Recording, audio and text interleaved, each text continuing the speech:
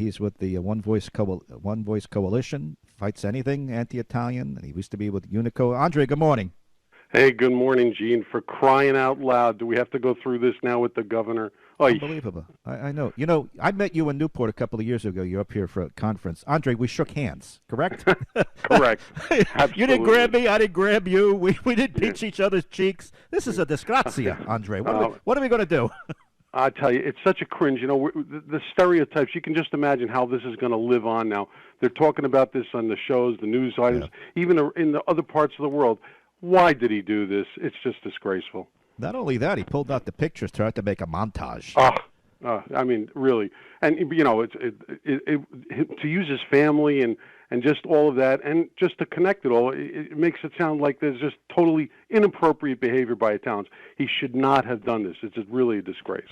No, he's getting heat all over the place. I'm reading Toronto. A lot of different articles about this, that he really disgraced Italian Americans. And at one point, he was held up as an example of a success. Yes. Success. Yeah. Did you ever meet him in your travel no, to New York and New Jersey?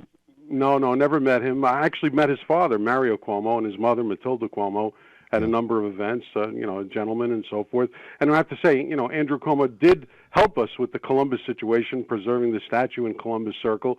Right. But he negated all that now by just putting this out there. It's just ridiculous. Yeah, let's put this to bed once and for all.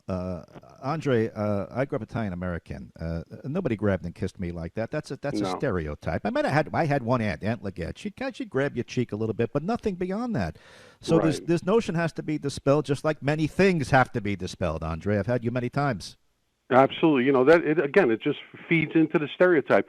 Are Italian Americans affectionate? Italians affectionate? Yes, but not to this extent. You know, you see these pictures of him grabbing young women's faces and so forth. I mean, come on, it's just not done that way.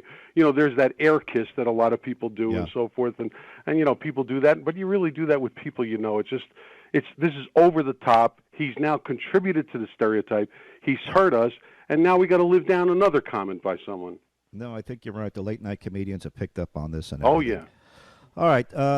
Speaking of Columbus, Columbus up here in Providence, he's still in the closet. I don't know where he is. I think he's at the Crane Company. I don't know if he's ever coming back. We may have an Italian Heritage Festival to supplant the Columbus Day celebration because nobody wants the protesters. I know.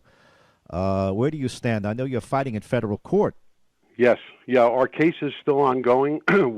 We have our landmark case against West Orange, New Jersey, that removed the monument. We had a really big win recently in the Randolph school system where we got Columbus Day put back on the calendar after over 400 people came down and opposed it. You know, they're opposed to all of this cancel culture, and they started with Columbus Day. So, you know, we're still winning battles. We may not have won the war, but they've got to stop with all of this false, phony stuff about Columbus. It's just disgraceful, and Columbus is that important symbol to Italian Americans. No other ethnicity is told who they should celebrate, and that's why they can't placate us by saying, well, we'll have an Italian Heritage Day. It's wrong. Yeah. You almost equate this to a hate crime. You believe that you have a case in federal court, you have some attorneys working for you. Absolutely, yes. This is a violation of Italian American civil rights.